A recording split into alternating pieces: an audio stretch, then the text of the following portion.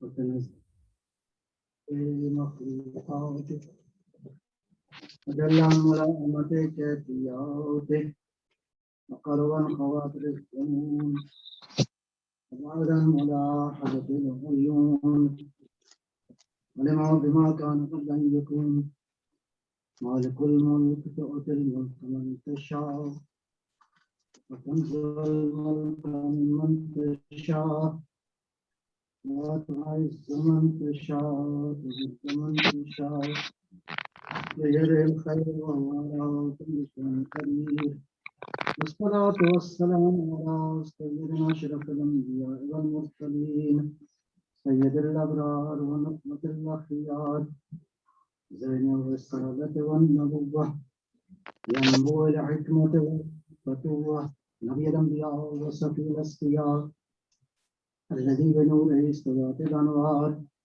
باستنكارة الشموس والأقمار بظهوره تجلت الأسرار الذي في السماء اسمه أحمد وفي الأرض بالقوس محمد اللهم صل على محمد وعلى محمد وعلى علي بن عمه كاشف غمه سيد الأولياء والأوصياء أسد الله الغالب غالب على كل غالب الذي حبه فرض على الحاضر والغائب مولانا بالفتين أمير المؤمنين علي بن أبي طالب اللهم صل على محمد وعلى محمد وعلى أولاده الطيبين الطاهرين المعصومين للعباد الدائين إلى الخلق في جميع الآثار والأقطار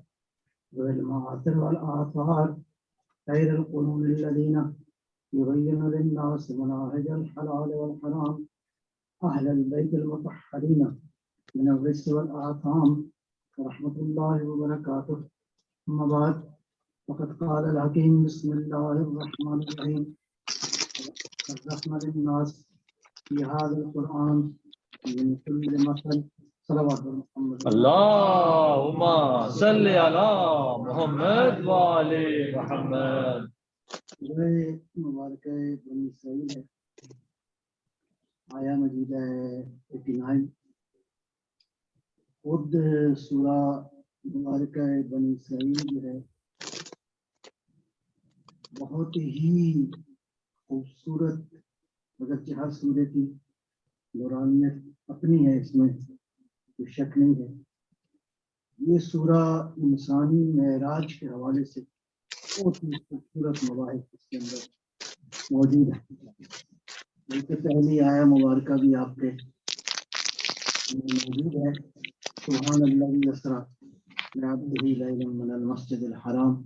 اس کو سورہ اسراء بھی کہتے ہیں، یعنی وہ رات جس رات میں معراج پہ اللہ لے گئے. سورہ معراج بھی آپ کہہ سکتے ہیں. اس سورہ مبارکہ کے مضامین میں ابھی ساری تفصیل میں نہیں آیا جا سکتا.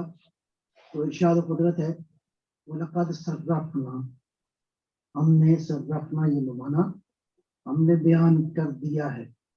وَلَقَدْ بَيَّنَا، ہم نے یقیناً کلیئر کر دیا ہے،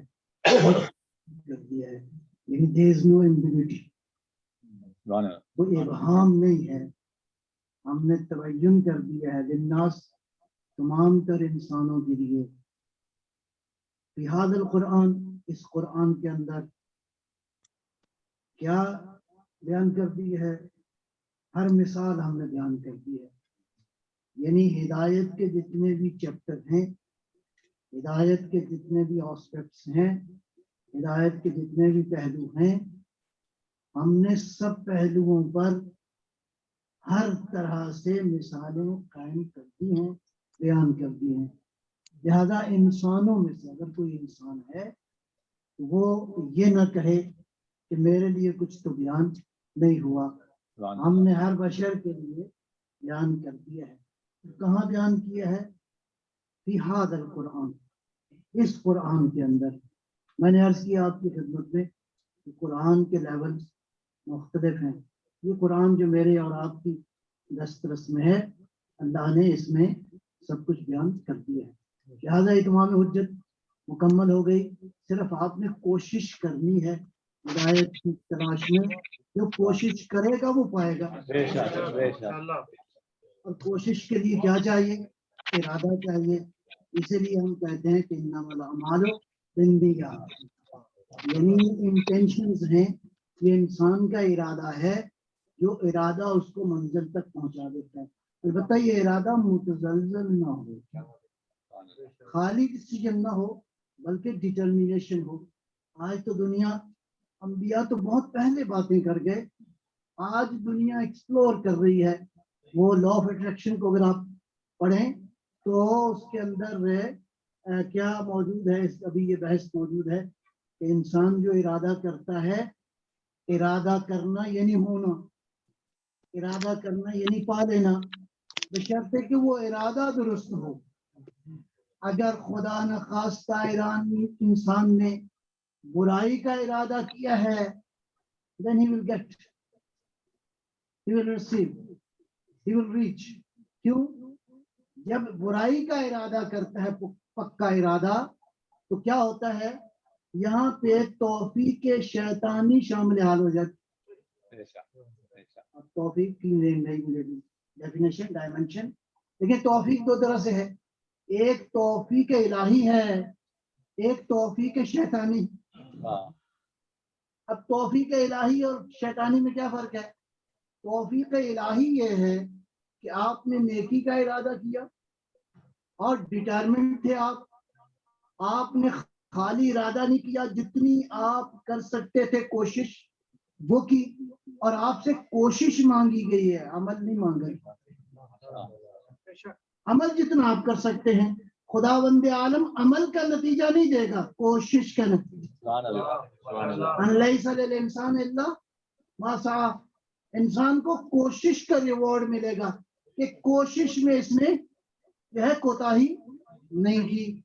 नतीजतन अगर किसी ने कोशिश की, हाँ, अब उसने रिजल्ट कब देना है, कैसे देना है, कहाँ देना है, दुनिया में देना है, आखिरत में देना है, 100 साल बाद देना है, 1400 साल बाद देना है।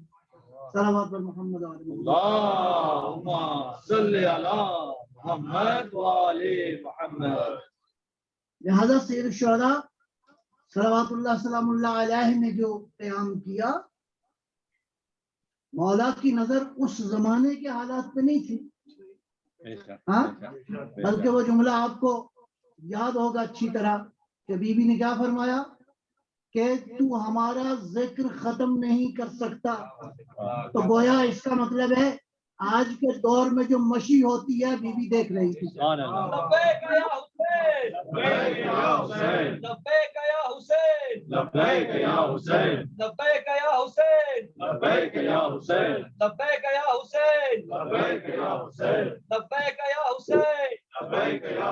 मोहम्मद वाले मोहम्मद सल्लल्लाहु अलैहि वसल्लम। देखिए, अल्लाह के जो लोग होते हैं ना, अल्लाह वाले, उनमें बहुत सारी खूबियां होती हैं। तो अल्लाह की तरफ से आते ना हिदायत करने के लिए, वो आखिरी लहजे तक मायूस नहीं होते। अल्लाह आखिरी दम तक मायूस नहीं होते। अब कुरान का हुक्म भी यही है, यहाँ तक के जनाब मूसा अलैहिस्सलाम को हुक्म हुआ कि जाओ फिरऔन को जाके मैसेज दो। किसको? फिरऔन को, जो हो ही फिरऔन,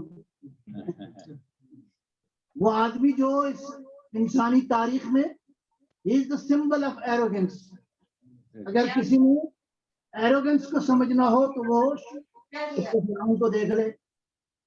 कहते हैं कि 1 मिलियन का लश्कर जो है, वो लश्कर के 3 हिस्से होते हैं। सबसे पहला जो हिस्सा है, जहां फिरऔन के गिरदा गिर्द उसकी हिफाजत के तौर पे जो लश्कर जाता था, उसकी तादाद 1 मिलियन थी। उस फिरऔन के लिए कहा कि इसको हिदायत का मैसेज, कि कल को ये कोई एतराज ना करे कि मुझ तक मोहम्मद और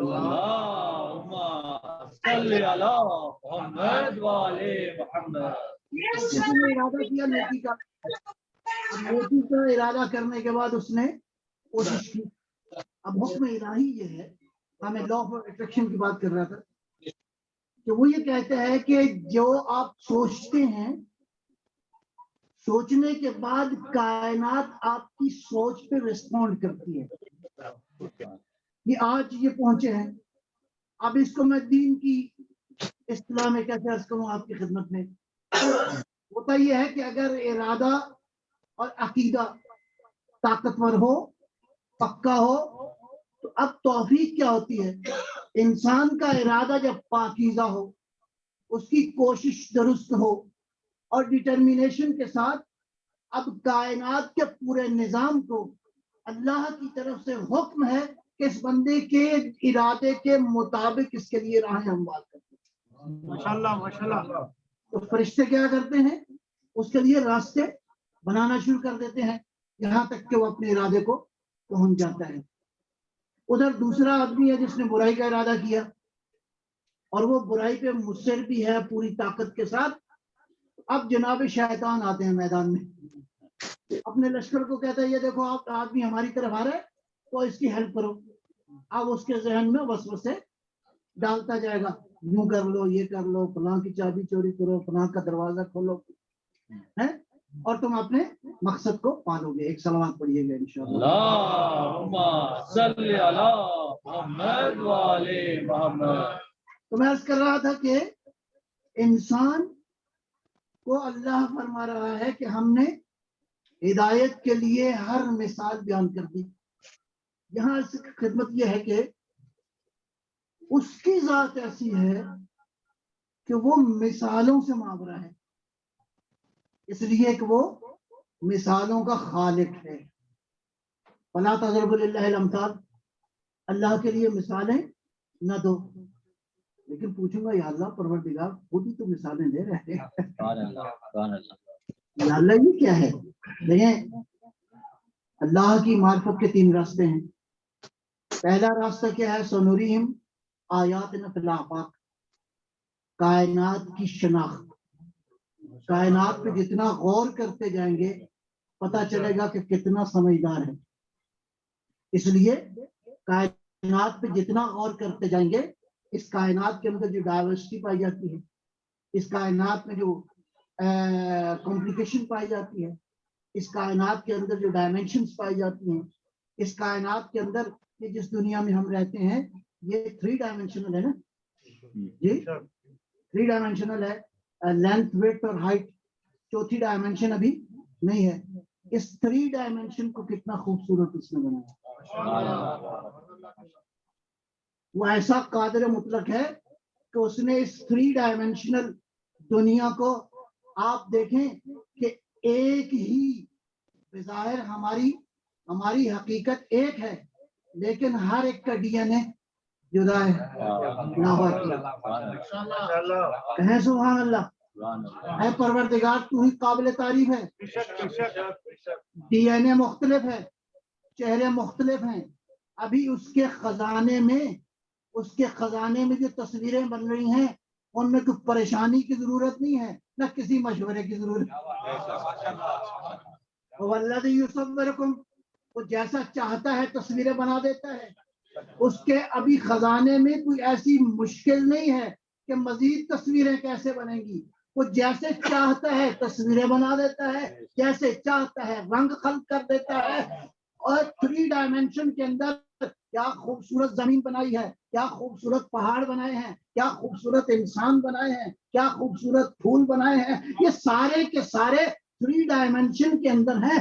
ابھی تو 3 ڈائمینشن کی حسن اور حقیقت کو تم نہیں جان سکے کہ رسد اس کائنات سے نکل کر اس کائنات کی طرف جہاں جاؤ جہاں 3 نہیں 4 ڈائمینشن ہے, 5 ڈائمینشن ہے, 6 ڈائمینشن ہے. چلتے جائیں میرے ساتھ, 100 ڈائمینشن ہے, یہاں تک کہ 120 ڈائمینشن.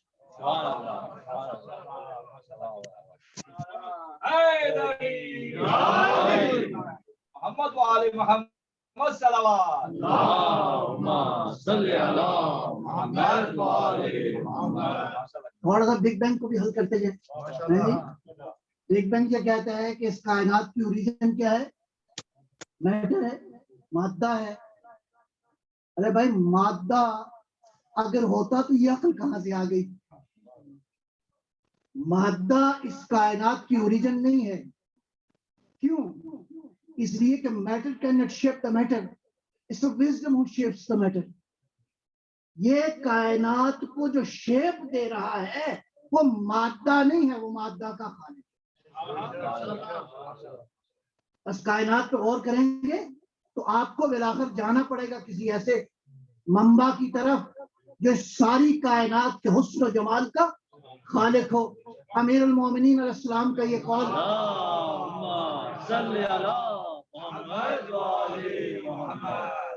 معروف ہے نا، پوچھ لو جو پوچھنا ہے.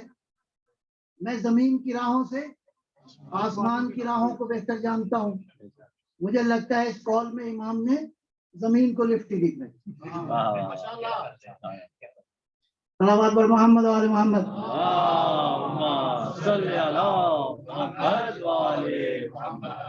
کیا فرمایا کہ میں زمین کی راہوں سے آسمان کی راہوں کو بہتر جانتا ہوں.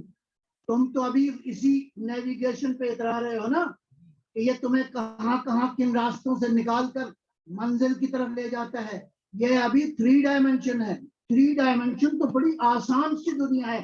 علی کہہ رہے ہیں ان ڈائمنشن کا پوچھو جن ڈائمنشن کو تم ابھی گن نہیں سکتے. علی کائنات کی ان پیچیدہ حقیقتوں کو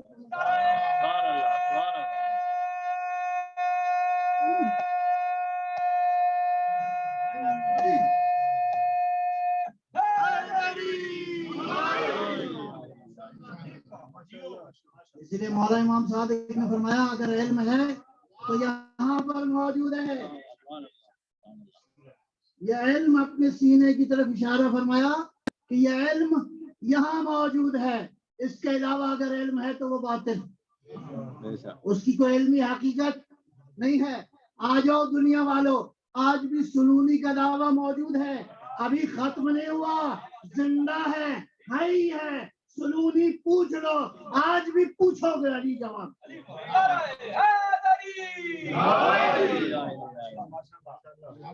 ایک سنوریہم آیاتنا فی الآفاق، ایک راستہ ہے اللہ کے تک پہنچنے کا، وہ ہے اس کائنات کے بارے میں آپ غور کریں تو اللہ تک آپ پہنچ جائیں گے، اس کی معرفت حاصل کریں گے. دوسرا طریقہ کیا ہے؟ فی انفسہم، تمہاری جانوں کے اندر، تمہارے وجود کے اندر خالق نے اپنی نعمتیں رکھی ہیں، خالق نے اپنی آیتیں رکھی ہیں، آیتیں رکھی ہیں اس وجود کے اندر.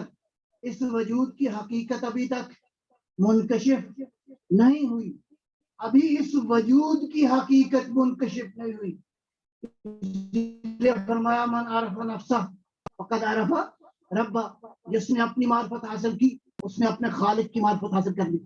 بس خالق تک پہنچنے کا ایک بڑا ذریعہ کیا ہے کہ اپنی شناخت، تمہیں اپنی معرفت ہو، تم کون ہو، کہاں سے آئے ہو، کہاں سے جانا ہے. میں عرض کروں انا للہ و انا الیہ راجعون کا ایک نیا ترجمہ، آپ کی ایک نئی ڈائمنشن عرض کروں. ہم ایبسولوٹ کی طرف سے آئے ہیں، ہم نے ایبسولوٹ کی طرف لوٹ جانا. بے شک. تیری اوریجن کون سی ہے؟ نفخت فیہ من روحی، تو نفخہ الہی ہے. بس اگر تو نے اپنے آپ کو پہچان لیا تو تو نے اپنے رب کا عرفان پا لیا. تیسرا مرحلہ تھوڑا سا مشکل ہے، تیسرا مرحلہ مشکل ہے. ایک مرحلہ ہے انسان کائنات سے خدا کی طرف جائے، دوسرا مرحلہ ہے انسان اپنی معرفت سے اللہ کی معرفت کی طرف جائے. تیسرا مرحلہ کیا ہے جس کو مولا نے دعا میں ارشاد فرمایا یا من دل علی ذاتہ بذاتہ، تو وہ ہے کہ تیری دلیل تو خود ہے. اللہ جو خدا کو خدا سے پہچانتے ہیں اس کو کہتے ہیں علی ابن علی.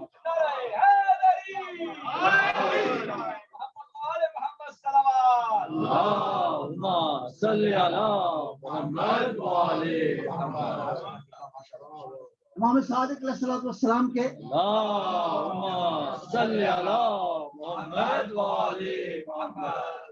دور میں 4 دہریے تھے، تھے بڑے، ویسے تو بہت تھے، آج کل بھی بہت ہیں لیکن یہ 4 بہت پڑھے لکھے تھے: ابن ابی الاوجا، ابن مقفع، عبد الملک بصری اور ابو شاکر دیسانی. ان کے ساتھ امام کے جو علمی گفتگو ہے وہ پڑھنے کے قابل ہے.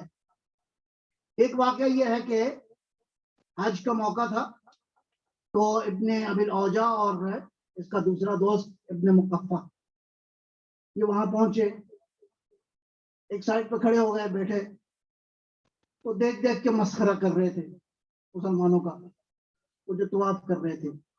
تو آپس میں گفتگو کرتے ہوئے ابن مقفع نے کہا کہ یہ جو طواف کر رہے ہیں نا، ان میں اتنی بھی صفت نہیں ہے کہ ان کو انسان کہا جائے، اور یہ بالکل حیوانات کی طرح ہیں، یہ گھوم رہے ہیں.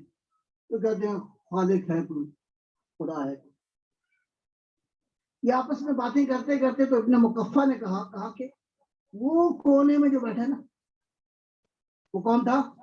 امام صادق صلوات اللہ. اللهم صل على محمد وعلى محمد. لیکن وہ ایسا ہے اس کو انسان کہا جا سکتا ہے.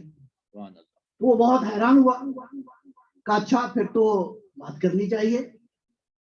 اب ابن مقفع کیا خوف تھا اس کو، کہنے لگا نہ جانا ورنہ اپنے عقیدے سے منحرف ہو جائے. تو اہل بیت کا مکتب یہ ہے کہ ان سے نہ پوچھو ورنہ عقیدہ. ہم کہتے ہیں پوچھو جو پوچھنا ہے. قرآن کہتا ہے فاسألوا اہل الذکر ان کنتم لا تعلمون. اپنی جہالت کو دور کرنا ہے تو جاؤ سوال کرو. سوال کے لیے دین نے ترغیب دلائی ہے. اہل بیت کہتے ہیں پوچھو، کوئی اور کہتے ہیں نہ پوچھو.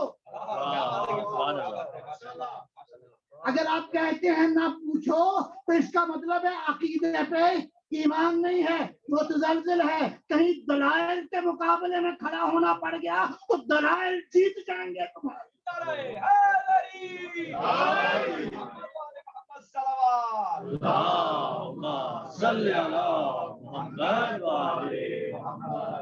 اس نے کہا عجب، یا تم ڈر رہے ہو اس بات سے کہ بھی میں اس کو سمجھا نہیں سکوں گا، تو اس کا مطلب ہے کہ میرا عقیدہ درست نہیں ہے. بہر المختصر واقعہ تفصیلی ہے. پہنچا امام کی خدمت میں، کہنے لگا، بہرحال میں یہاں سے بات کو لے چلو آگے. کہنے لگا یہ جو آپ کہتے ہیں خالق ہے، کوئی صانع ہے، کوئی کریٹر ہے، تو اس نے اپنے آپ کو چھپا کے کیوں رکھا ہوا اور اپنے نمائندے بھیجتا ہے اور خود چھپا ہوا ہے. ڈائریکٹ آ جاتا تو اتنی مصیبت ہی نہ ہوتی، پہچان لیتے سب سیدھا سیدھا. یہ جملہ کہنا تھا، اب بات کو سننے والی ہے یہ بات.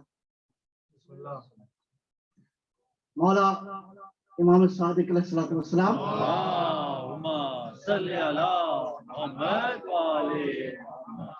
فرمایا کہاں چھپا ہوا ہے؟ تجھے نظر نہیں آتا؟ تو عدم تھا اس نے وجود بخشا، تو چھوٹا تھا اس نے تجھے بڑا، تو کمزور تھا اس نے تجھے طاقت دی. کہاں چھپا ہوا ہے؟ تو صحت مند تھا اس نے تجھے مریض کیا، تو مریض تھا اس نے تجھے تندرست کیا. کہاں چھپا ہوا ہے؟ دیکھو کہ وہ کون ہے جو تیرے بدن پہ تصرف کر سکتا ہے، کرتا ہے. اس بدن پر کس کی حکومت ہے؟ میری ہے یا کسی اور کی ہے؟ میں اپنے وجود کے اندر جو کچھ بھی ایکشن ریئیکشن ہو رہے ہیں ان کا مالک میں نہیں ہوں. میرے وجود کے اندر خون سرکولیٹ کر رہا ہے، میں مالک نہیں ہوں، کوئی اور ہے جو اس وجود کو دیکھ نہیں رہے کہ کوئی ہے جو تیرے وجود پر، تیرے بدن پر تصرف رکھتا ہے. اس کے قبضہ قدرت میں ہے تیرا وجود. تو دیکھتا نہیں ہے کہ تو کبھی غصے کی حالت میں ہوتا ہے تو تیرے غصے کو ٹھنڈا کر دیتا ہے، اور کبھی تو عام نارمل حالات میں ہوتا ہے تو غضب کرتا ہے. کہاں چھپا ہوا ہے؟ اللہ اکبر. عجیب سٹائل تھا. اس کے بعد ارشاد فرمایا دیکھو کبھی یہ ہوتا ہے کہ تم بہت خوش ہو وہ تجھے حزن میں مبتلا کر دیتا ہے، وہ تجھے غم دے دیتا ہے. کبھی تم غم میں ہو تمہیں خوشیاں دے دیتا ہے. اور یہ دیکھو کہ کبھی یہ ہوتا ہے کہ تم کسی شخص سے بہت محبت کرتے ہو وہ تیرے دل میں نفرت ڈال دیتا ہے. کبھی یہ ہوتا ہے کہ تم کسی سے بہت نفرت کرتے ہو وہ تیرے دل میں محبت. اور کبھی یہ ہوتا ہے کہ وہ پروردگار جو خالق ہے، جو تیرے وجود کا مالک ہے، وہ جو تیرے وجود پہ تصرف رکھتا ہے، تیرے دل کے اندر، تیرے دل میں بعض کا تو ہوتا ہے کہ تو کام نہیں کرنا چاہتا، بالکل دل نہیں کر رہا کہ یہ میں کام کروں، تجھے اس عمل کے خلاف تیرے ارادے کو طاقت دے دیتا ہے. اور کبھی اس کے برعکس ہوتا ہے کہ تو نے بہت بالکل فیصلہ کیا ہوتا ہے یہاں تک کہ تجھے اس فیصلے سے روک دیتا ہے. کہاں خدا چھپا ہوا ہے؟ کہاں مالک چھپا ہوا ہے؟ پھر آگے ارشاد فرمایا دیکھو تو کبھی کسی چیز سے خوف میں مبتلا ہے لیکن وہ ایسا طاقتور ہے کہ تجھے اس کی طرف راغب کر دے. تو کبھی مایوس ہوتے ہو تو وہ تمہارے اندر امید پیدا کر دیتا ہے، اور کبھی تم میں برعکس امید ہوتی ہے تم مایوس ہو جاتے ہو. یہ جو کیفیتیں بدل رہی ہیں، بس آؤ مادہ والو اس بات کا مجھے جواب دو. تم کہتے ہو کہ مادہ میں تغیر ہوتا ہے، ہاں ہم مانتے ہیں کہ مادہ میں تغیر ہوتا ہے. مادہ میں جب چینج ہوتی ہے تو مادہ پرانا ہو جاتا ہے، قدیم ہو جاتا ہے، پریمیٹیو ہو جاتا ہے، ختم ہو جاتا ہے. مادہ میں تغیر اس کے زوال کا باعث ہے. مادہ بدلتا ہے، حقیقتیں نہیں بدلا کرتی.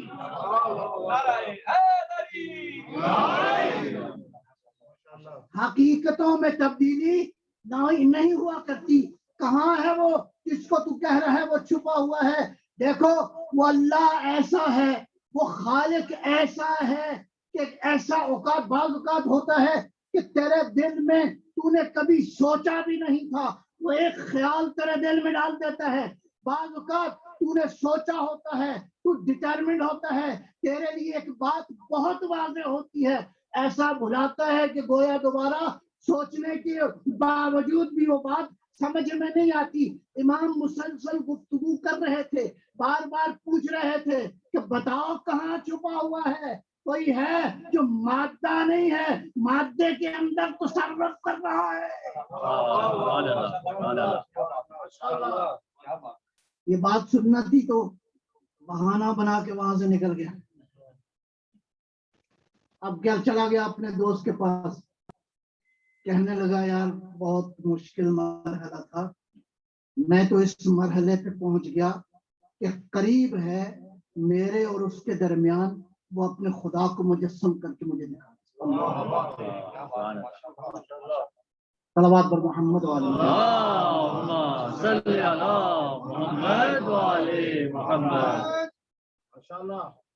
لہ المثل الاعلی، اس کے لیے اعلی مثالیں ہیں.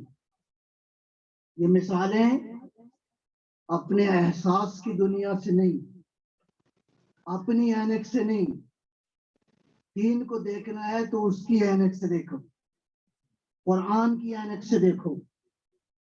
اور وَلَهُ الْمَثَلُ الْأَعْلَى فِي السَّمَاوَاتِ وَالْأَرْضِ، زمین و آسمان میں اس کی مثالیں، اعلیٰ مثالیں موجود ہیں. ان سے مراد کیا ہے؟ اس کے اعلیٰ مثالوں سے مراد اس کے اوصاف ہیں، اس کے اسماء حسنہ ہیں. وہ عالم ہے، وہ قدیر ہے، وہ عادل ہے، وہ رحیم ہے، وہ کریم ہے، وہ غفور ہے. اس کے اندر یہ ساری اس کے جو اوصاف ہیں، یہ ساری کائنات اس کے اسماء کے تصرف میں ہے. جملے پہ ذرا غور کیجیے گا، یہ ساری کائنات اللہ کے اوصاف کے، قدرتوں کے اختیار میں ہے. اللہ کی اگر میں اپنی دنیا سے مثال دینا چاہتا ہوں تو اللہ کی مٹھی میں ہے، جب چاہے مطویات بیمینہ، یہ تمہیں پہاڑ نظر آ رہے ہیں، یہ تمہیں دریا نظر آ رہے ہیں، یہ کہکشائیں تمہیں ابھی نظر آ رہی ہیں، ابھی تو پہلے آسمان کی حقیقت معلوم نہیں ہوئی. یہ آسمان، میری انڈرسٹینڈنگ یہ ہے کہ یہ پہلا آسمان ہے جس کو قرآن نے کہا ہے کہ ہم نے اس کو چراغوں سے مزین کر دیا ہے. یہ ستاروں والا آسمان جس کے اندر 100 بلین گلیکسیز موجود ہیں، ان سب میں ایوریج یہ ہے 100 بلین ستارے موجود ہیں، اور کائنات مسلسل اس میں فاصلہ ہوتا جا رہا ہے، لیکن اس کے باوجود بھی توازن موجود ہے. یہ کائنات بالکل اپنے متوازن انداز سے جب بڑھتا جا رہا ہے فاصلہ، تو کوئی تو ہے جو کنٹرول کرنے والا ہے، کوئی تو ہے جو فاصلوں کے باوجود بھی ہر چیز اپنے آربٹ پہ موو کر رہی ہے. آج سمجھ میں آ رہی ہے. ایک ہے وہ میٹر جس کو تم دیکھ سکتے ہو، انہوں نے یہ نام دیا ہے، میں اس پہ بات نہیں کر رہا. یہ کہتے ہیں ایک میٹر کی ایسی قسم ہے جس کو کہتے ہیں ڈارک میٹر، وہاں سے نہ لائٹ اور انرجی نکلتی ہے نہ وہ ایبزارب کرتا ہے. اس ڈارک میٹر کا کام یہ ہے کہ یہ فاصلے بڑھتے جا رہے ہیں، اس کا کام ہے ان فاصلوں کے باوجود اس کائنات کو مینج کرتا جائے. سبحان اللہ، سبحان اللہ.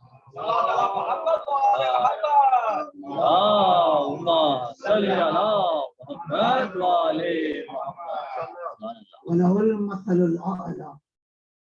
اللہ کے اوصاف الہی جو ہیں، ایک جگہ کل میں نے عرض کیا، مثال دی، اللہ نور السماوات والارض، زمین و آسمان کا نور ہے. یہ جو دلائل امام صادق علیہ السلام نے دیے، اللہم صلی علی محمد وعلی محمد. مولا حسین علیہ السلام نے ایک سفر کے دوران، واقعہ اجمالی طور پر یہ ہے، کسی سے ملاقات کے دوران ایک جملہ ارشاد فرمایا قابل توجہ، اے کاش کہ تم مدینے میں ہوتے تو میں تمہیں وحی کے نزول کے آثار دکھاتا. وحی کے نزول کے آثار کون دکھا سکتا ہے؟ جو وحی کی حقیقت کو جانتا ہو اسی طرح جس طرح وحی نازل.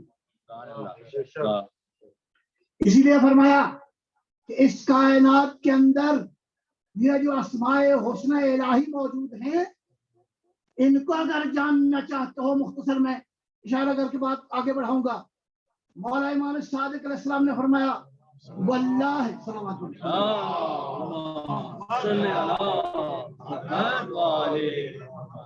اس کی قدرتوں کو دیکھنا ہے تو اس کے قادر ہونے کو جانو، اس کے علم کو دیکھنا ہے تو اس کے علیم ہونے کو جانو، اس کی رحمتوں کو دیکھنا ہے تو اس کی رحمت کو جانو.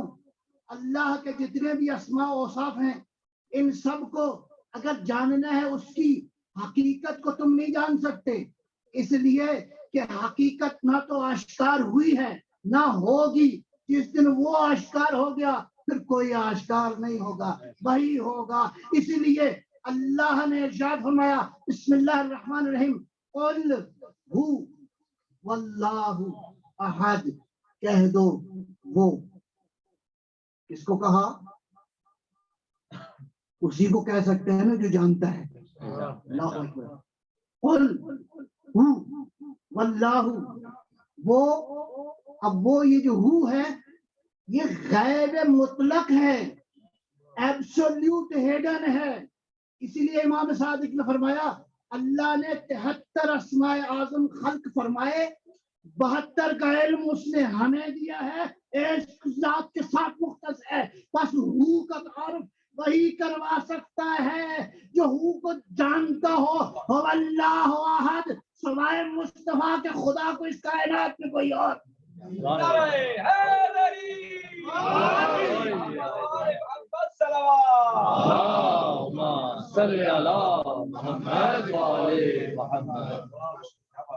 نحن واللہ اسماء الحسنى، اللہ کی قسم خدا کے اسماء حسنہ ہم ہیں.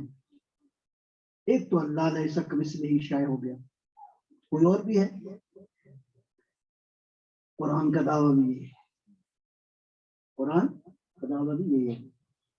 کیا فرمایا؟ ان کنتم فی ریب مما نزلنا علی عبدنا, جو ہم نے نازل کیا ہے اپنے بندے پر, اگر تمہیں شک ہے. اچھا, ایک بڑی عجیب سی مشکل ہے. ہم نے بشر تو سمجھا پیغمبر کو, لیکن ایسا بشر سمجھا, میں ایک اوورآل خلاصہ بیان کر رہا ہوں. جیسے پیغمبر ایک بڑے شریف آدمی تھے, تو اللہ نے کتاب جب قیدی کہا یہ آگے دے دو, ذرا کتاب کو کھول کے دیکھو کیا کہتی ہے. ان کنتم فی ریب مما نزلنا علی عبدنا, اگر تم شک میں ہو کہ ہم نے اپنے عبد پہ کیا نازل کیا ہے, فاتو بسورۃ من مثلہ, اس کی مثل ایک سورہ لے آؤ. تو قرآن بے مثال ہو گیا. یا ارشاد فرمایا, قل میرا حبیب ان سے کہہ دو, لئن اجتمعت الانس والجن, اگر سارے انسان, کون کون سے؟ برطانیہ کے لوگ بھی ہو گئے اس میں, ہاں جی, آسٹریلیا کے بھی ہو گئے, کینیڈا کے بھی ہو گئے, جس کو دعویٰ ہے علم کا. قل لئن اجتمعت الانس والجن, اور یہ انسان اور جن, جن کو ذرا سمجھیے گا. ایک تو جن کا تصور ہمارے ہاں وہ ہے جو ہے جس کو دیکھ کے ہمیں پریشانی ہوتی ہے, لیکن جن کا جو حقیقی تصور ہے جو معصوم نے بیان کیا, جن کا معنی ہے پوشیدہ, چھپا ہوا, جو ان آنکھوں سے نظر نہیں آتا. جی, پھر یہ جو فزیکل آنکھیں ہیں ان سے وہ نظر نہیں آتا. تو اس کائنات میں جتنی پوشیدہ قوتیں ہیں وہ ساری کی ساری جن ہیں. اس کائنات کی ساری پوشیدہ طاقتیں, جس کو آپ فزیکل دنیا کے پیرامیٹرز کے ساتھ آپ ان کو نہیں سمجھ سکتے, وہ ساری کی ساری جن ہیں. اس میں آپ کی ٹیکنالوجی بھی آ گئی جی, اس میں یہ ساری کی ساری آج جو بھی شیپس موجود ہیں, یہ ساری کی ساری طاقتیں جمع ہو جائیں. اب کمپیوٹر کتنا کام کر سکتا ہے آپ بہتر سمجھتے ہیں. اب دنیا کے اندر جو انفارمیشن موجود ہے, کتنی انفارمیشن موجود ہے, یہ ساری کی سارا, یہ ساری طاقتیں جمع ہوں. قرآن عجیب دعویٰ کر رہا ہے, اللہ عجیب دعویٰ فرما رہا ہے. قل میرا حبیب ان سے کہہ دو, لئن اجتمعت الانس والجن, اگر انسان اور جن اکٹھے ہو جائیں, جمع ہو جائیں, الان یأتوا بمثلہ, کہ وہ قرآن کی کوئی مثال لائیں, لا یأتون بمثلہ, قیامت تک یہ اعلان ہے اللہ کا, قرآن کی مثل نہیں لا سکتے. قرآن ہو گیا بے مثال, اس کا مطلب ہے خود بھی بے مثال ہے, جو بھیجا ہے وہ بھی بے مثال ہے.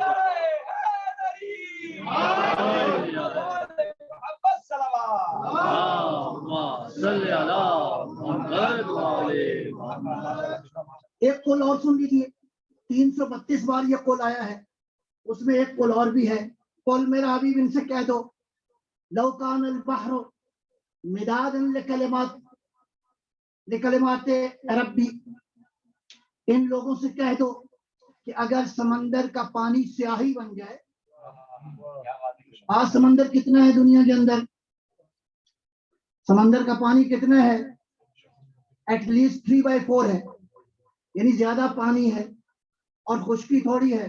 بلکہ قرآن نے تو ایک اور جگہ کہا ہے, یہی سمندر 7 برابر ہو جائے, 7 ٹائمز یہ پانی جمع ہو, اور یہ پانی جمع ہو کر سیاہی بن جائے.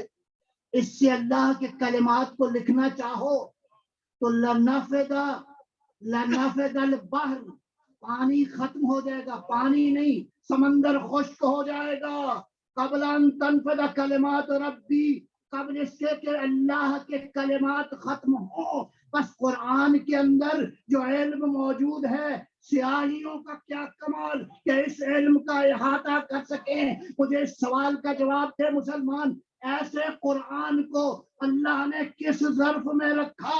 اگر ظرف اور مظروف میں نسبت نہ ہو تو پروردگار تیری ہدایت کے نظام پہ اعتراض آتا ہے، کہتا ہے جواب کیا ملے گا؟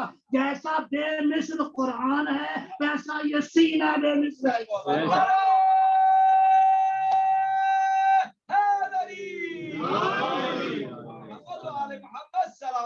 اللهم صل على محمد ناطق قرآن کا ایک فرمان سنی، بسم اللہ۔ یہ سارے ناطق قرآن ہیں، اس میں کوئی شک نہیں ہے، لیکن مصلحت ہے کہاں کس نے بولنا ہے۔ یہ نہیں کہ پیغمبر کو لکھنا پڑھنا نہیں آتا تھا، پیغمبر لکھتے پڑھتے نہیں تھے، تو فرق ہو گیا۔ علی جیسا شاگرد موجود ہو، علی جیسا شاگرد جو کاتب وحی بھی ہے، جب شاگرد ایسا ہو تو تم یہ اعتراض کر سکتے۔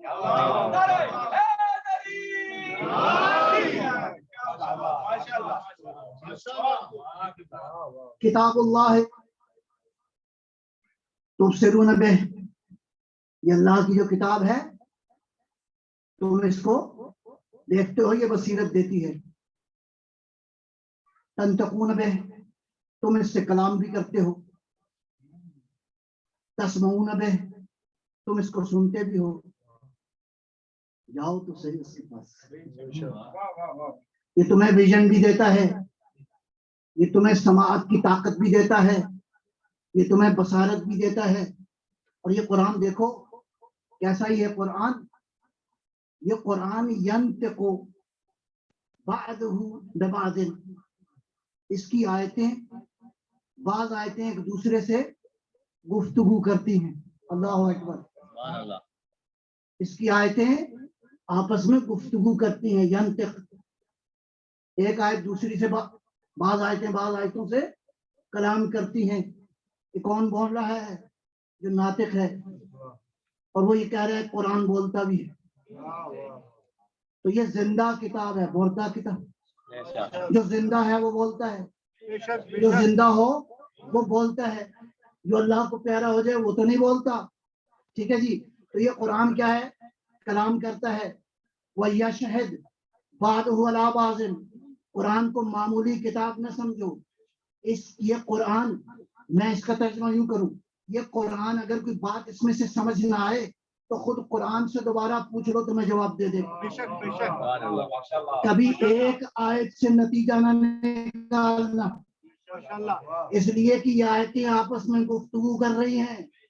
وَيَشْهَدْ بَعْضُهُ عَلَىٰ بَعْضٍ، ایک آیت دوسری آیت کی گواہی بھی دے رہی ہے، یہ آیتیں ایک دوسرے کی گواہی بھی دے رہی ہیں۔ بس قرآن کی بارگاہ میں جانے کے آداب ہیں، قرآن کی بارگاہ میں جانے کا انداز ہونا چاہیے۔ اس جگہ ایک جگہ ارشاد فرمایا استنطقوا، قرآن سے نطق کرو، قرآن سے کلام کرو۔ وَلَن يَنطِقوا، تم قرآن سے کلام نہیں کر سکتے، قرآن سے کلام کرو لیکن تم قرآن سے گفتگو نہیں کر سکتے۔ تو مولا کیا کریں؟ لیکن اخبرکم، یہ علی ہے تمہیں بتائے گا قرآن سے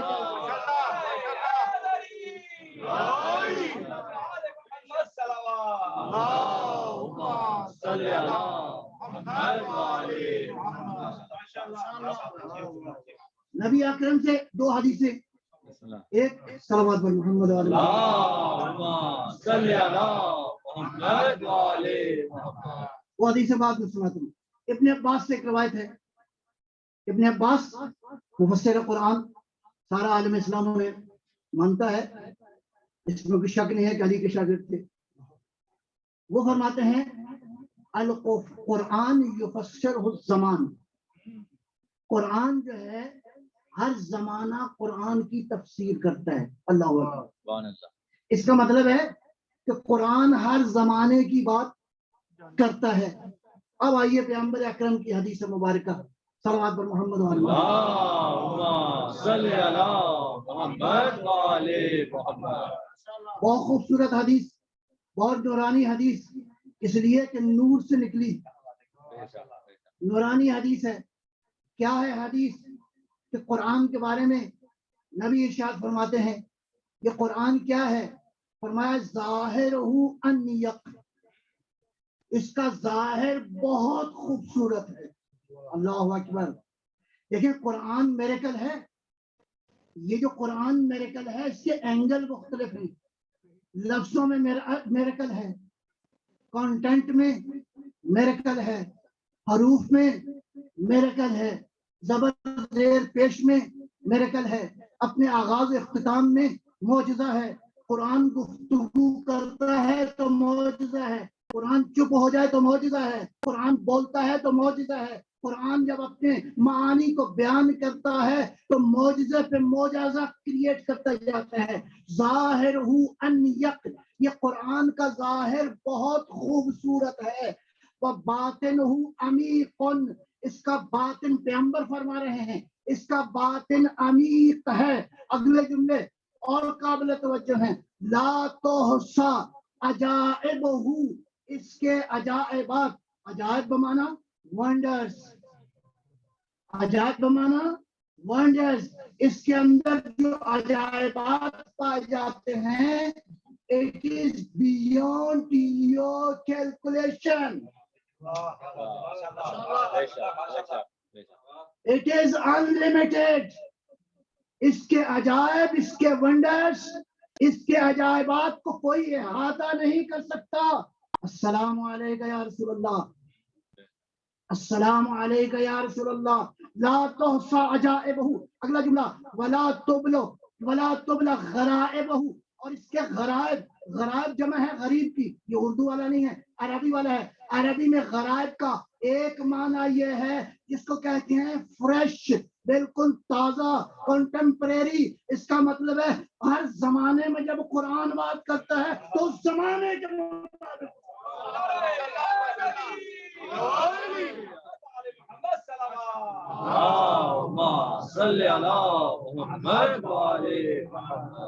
You can't be out and tear out. اس کے کانٹینٹ کو کبھی یہ فرسودہ نہیں ہوتا. 14 صدیاں جب پہلے بات کر رہا تھا تو ان کی عقل کے مطابق کلام کر رہا تھا، آج کلام کر رہا ہے تو آج کی عقل کے مطابق.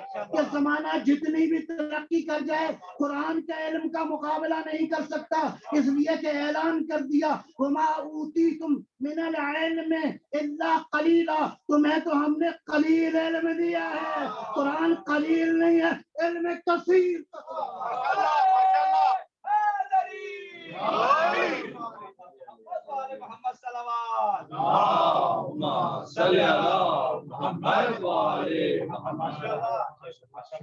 اذا زلزلت الارض زلزالها واخرجت الارض اثقالها وقال الانسان ما لها. میری انڈرسٹینڈنگ یہ ہے، معمولاً مفسرین نے لکھا ہے کہ 30ویں پارے کی جو صورتیں ہیں زیادہ تر قیامت میں اس میں کے مباحث ہیں. بہرحال قابل احترام ہے یہ رائے. میری انڈرسٹینڈنگ یہ ہے کہ یہ سورہ امام زمانہ کے ظہور کا سورہ. اس اینگل کو ذرا دیکھیے گا. اذا زلزلت الارض زلزالها، جب زمین پہ زلزلے آئیں گے. یہ زلزلے عزیز و فزیکل زلزلے نہیں ہیں، یہ زلزلے کسی اور معنی میں ہیں. اذا زلزلت الارض زلزالها واخرجت الارض اثقالها، زمین خزانے اگلے گی، زمین کے خزانے باہر آئیں گے. ابھی تو بہت تھوڑے سے خزانے آئے ہیں، ابھی تھوڑے سے خزانوں کا عالم پتہ نہیں کیا ہے. اذا اخرجت الارض اثقالها قال الانسان ما لها، انسان کہے گا اس زمین کو کیا ہو گیا ہے. اور آگے جواب مل رہا ہے یومئذ تحدث اخبارها، زلزلے آئیں گے زمین خبریں دے گی، زمین خبریں دے گی. اور یہ خبریں کیوں دے گی؟ یہ زمین پہلے خبریں کم دے رہی تھی، تھوڑی دے رہی تھی، تھوڑی معلومات تھی. ایک زمانہ آئے گا کہ یہ زلزلے آئیں گے. یہ زلزلے انفارمیشن ٹیکنالوجی کے زلزلے ہیں، یہ فزیکل زلزلے نہیں ہیں. یہ زلزلے اس لیے انفارمیشن ٹیکنالوجی کے ہیں. یومئذ تحدث اخبارها، اس دن زمین خبریں دے گی، اللہ جانے کہاں کہاں کی خبریں دے گی. لگتا ہے زمین کی خبریں نہیں دے گی، آسمانوں کی خبریں بھی دے گی، عالم بالا کی خبریں بھی دے گی. بس یہاں پہ بیٹھ کے جو چاہے عرش تک مشاہدہ کر لے گا. اس لیے بِأَنَّ رَبَّكَ أَوْحَىٰ لَهَا، آج اللہ نے تیرے پروردگار نے اس کو ریویلیشن، اس کو وحی کر دی ہے. یہ وحی کو نئی نہیں ہونی، اس لیے کہ جب اوپر سے وحی آئے گا زمین سے کہے گا بولو، زمین خبریں دے گی.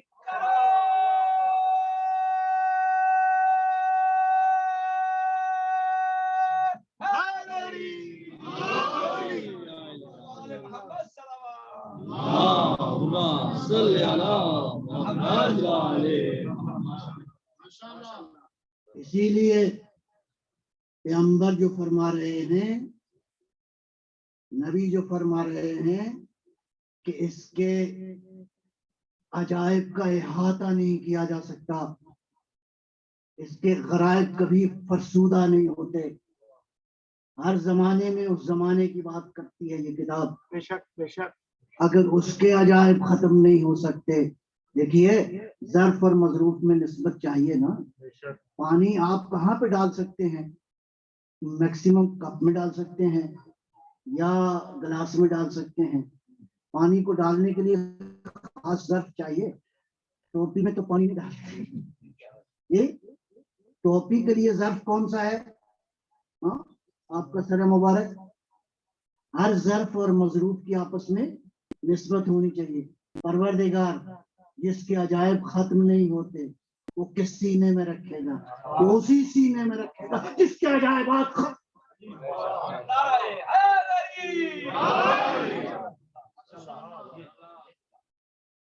بہرحال یہاں پہ بات کو آج کے لیے سمیٹوں گا. اللہ بے مثال ہے، کوئی شک نہیں اس میں. اس کی ہدایت کا نظام بھی بے مثال ہے. اگر وہ ہدایت ایسی بنائے کہ جس میں نقص ہو تو اللہ کی ہدایت کے نظام پہ اعتراض آئے گا نا. اور ہدایت تو باقی رہنی ہے، یہ تو کسی صورت یہ مسئلہ ٹل نہیں سکتا. میں اس سے بڑی بات اور کیا کہوں. کربلا کے بعد بھی ہدایت جاری ہے، جس کا وزن نہیں ہو سکتا. یہ اللہ کی مشیت کا تقاضا یہ ہے کہ ہدایت کا سلسلہ جاری رہنا چاہیے. لہذا اللہ کی کائنات کے اندر ہدایت کا نظام کامل ہے، مکمل ہے. اگر کتاب کامل تھی تو شخصیت کامل ہونی چاہیے. جتنے اوصاف اس میں تھے اس میں ہونے چاہیے. اب قرآن ظاہر میں کیا ہے؟ لفظ. باطن میں کیا ہے؟ نور. قرآن ظاہر میں لفظ ہے، باطن میں نور ہے. بس کوئی ایسا ہو ظاہر میں بشر ہو، باطن میں نور ہو، جس کے سینے میں یہ کتاب آ سکے. بس اگلا مطلب یہ ہے کہ جب تک کتاب ہے، جب تک ہدایت کے محتاج لوگ زمین پر موجود ہیں اور کتاب بھی موجود ہے، تو جب تک کتاب موجود ہے کوئی کامل نظام چاہیے. لہذا اس کامل نظام کا مطلب یہ ہے کہ اگر پیغمبر اکرم روز غدیر یہ بات سمجھنے والی ہے، یا ایھا الرسول بلغ ما انزل الیک. اور حسن اتفاق یہ ہے کہ قرآن میں 2 جگہ یا ایھا الرسول آیا ہے اور دونوں کا خطاب آپس میں ملتا ہے. ایک یہ ہے کہ روز غدیر جو معاملات ہوئے اس میں ایک تو یہ ہے الیوم یئس الذین کفروا، آج کافر مایوس ہو گئے. غدیر والے دن یہی اعلان ہوا، آج کافر مایوس ہو گئے، آج دین مکمل ہو گیا، آج نعمت تمام ہو گئی. بہرحال اس کی تفصیل میں ابھی نہیں جانا. تو غدیر کے دن جو اعلان ہوا اس میں ایک تھا کافر مایوس ہو گئے. یا ایھا الرسول یہ خطاب پورے قرآن میں مختلف ہے. یا ایھا الرسول کا معنی یہ ہے کہ پروردگار جس ڈیزگنیشن کے ساتھ نبی کو خطاب فرما رہا ہے یہ عام ڈیزگنیشن نہیں ہے, یا ایھا النبی نہیں ہے, یہ ہے یا ایھا الرسول. یا ایھا الرسول اس کا معنی یہ ہے کہ اس کا رسالت سے تعلق ہے. جب رسالت سے تعلق ہے تو پہلے نبی سے لے کر آخری نبی کی رسالت تک اس کا کنیکشن. بے شک ماشاءاللہ. اس لیے کہ کار رسالت میں رکاوٹ نہیں آنی چاہیے. کار رسالت رک نہیں سکتا. کار رسالت ہی تو اہم ہے جس کے لیے 1,24,000 نمائندوں کو اس نے بھیجا. اس لیے خطاب ہو رہا ہے یا ایھا الرسول, اے میرا رسول. تو یہ دو جگہ ہے, ان دونوں کا آپس میں کنیکشن ہے. ایک جگہ ہے یا ایھا الرسول بلغ, دوسری جگہ ہے یا ایھا الرسول لا يحزنك الذين كفروا يسارعون في الكفر. اے میرا رسول یا ایھا الذین لا يحزنك الذین یسارعون فی الکفر, اے میرا رسول ان لوگوں سے گھبرانے کی ضرورت نہیں ہے جو کفر کرنے میں جلدی جلدی کرتے ہیں. بس رسالت کا تعلق ادھر بھی ہو گیا. ایک نقطہ یہاں میں عرض کر کے بات کو کمپائل کروں گا, وہ یہ ہے کہ اگر یہ کام انجام نہ دیا تو فَإِن لَمْ تَفْعَلْ فَمَا بَلَّغْتَ رِسَالَتَا, تو کار رسالت نہیں 1,24,000 نبیوں کی رسالت بیکار بے معنی ہو جائے گی. یہ کیوں کہا؟ یہاں ایک مطلب قابل دقت ہے. ایسا نہیں ہے کہ یہ پیغمبر کو احساس نہیں تھا.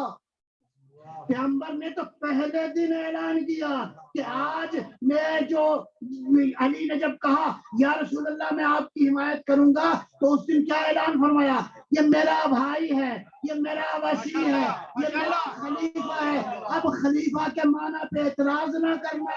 ان عربوں کو پتا تھا کہ خلیفہ جب کہہ دیا تو آج سے علی خلیفہ ہو گئے.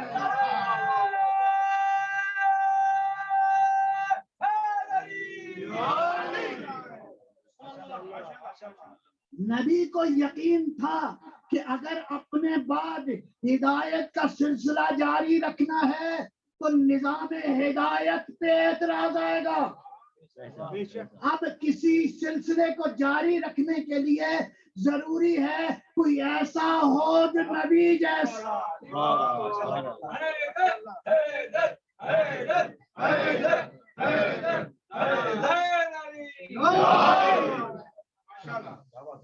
بس اسی لیے ارشاد فرمایا اس دن, فرمایا لوگوں سنو, جتنا علم تھا اللہ نے یہاں محفوظ کر دیا ہے. وَقَدْ أَحْصَيْتُهُ فِي عَلِيٍّ, میں نے علی کے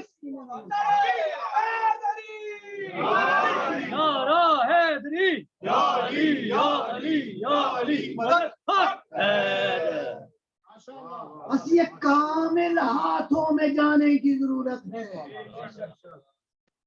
یہ ناقص نظام نہیں ہے, ورنہ اللہ پہ اعتراض آ جائے گا. پروردگار آخری نبی کے جانے کے بعد بالآخر کیا ہوا؟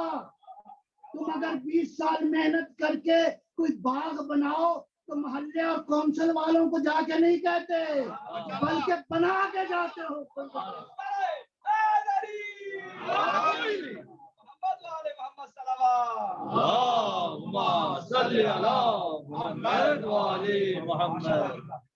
جب تک قرآن ہے وارث قرآن کی ضرورت. بے شک بے شک. جب تک قرآن ہے وارث نبوت کی ضرورت ہے. اور نبی نے کوئی اپنی منشا سے اعلان نہیں کیا. نبی اپنی خواہشوں کے مطابق کلام نہیں کرتے. یہ تو وہ ہے جس کے بارے میں اس نے کہہ دیا وَالنَّجْمِ إِذَا هَوَىٰ مَا ضَلَّ صَاحِبُكُمْ وَمَا غَوَىٰ. قسمیں کھا کر, عجیب قسمیں کھا کر کہتا ہے کہ میں نے یہ جو کہ اس کا تعارف کرواتے ہوئے والنجم اذا ہوا ما غل صاحبکم وما غوا، نہ کبھی گمراہ تھا نہ کبھی جاہل تھا۔ اس کا مطلب ہے جب سے ہے عالم ہے، یہ تمہاری طرح نہیں ہے، اس کو اپنی طرح کا بشر نہ سمجھو۔ ہاں ظاہر میں بشر ہے، باطن میں قرآن کی ہے۔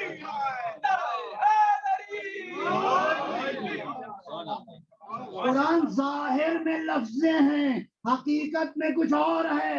حقیقت میں قرب پروردگار کے پاس موجود ہے۔ ہر ظاہر اور باطن کو خلط نہ کرو، اس لیے فرما دیا میرا حبیب کہہ دو ان سے میں تمہاری طرح بشر ہوں۔ بشر کہتے ہیں بشرا اس جلد کو جو نظر آتی ہے، اندر تو نظر نہیں آتا، اس وجود میں اندر تو نظر نہیں آتا، یہ بشرا نظر آتا ہے، اس لیے ظاہر میں بشر ہے۔ یوحا الیہ، اس کی طرف وحی آتی ہے۔ صلوات محمد اللہم صلی علی محمد وعلی محمد۔ بس کہنے دیجئے وہ بھی بے مثال، قرآن بھی بے مثال، مصطفیٰ بھی بے مثال، مہدی سارے کے سارے بے مثال۔ اس لیے کہ نظام ہدایت کو چلنا ہے، یہ تمہاری خواہشوں کے مطابق نہیں ہوگا یہ کام، اور نہ ہی تمہیں یہ اختیار دیا گیا ہے۔ قرآن کے جو حق بات سنا دیتا ہے، قرآن کے جو حق بات سنا دیتا ہے، فی الارض خلیفہ کی صدا دیتا ہے۔ قرآن کے جو حق بات سنا دیتا ہے، فی الارض خلیفہ کی صدا دیتا ہے۔ جمہور کی آواز خلافت تو نہیں، جمہور کی آواز خلافت تو نہیں، یہ منصب عالی تو خدا دیتا ہے۔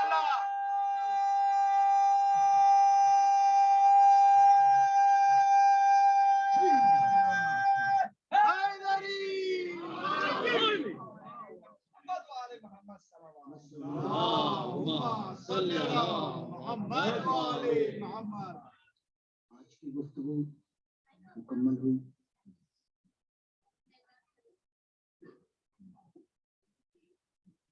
اس کی بارگاہ میں چلتے ہیں جس کو حسین کہتے ہیں۔ امام صادق نے دعا کی ہے آپ کے لیے،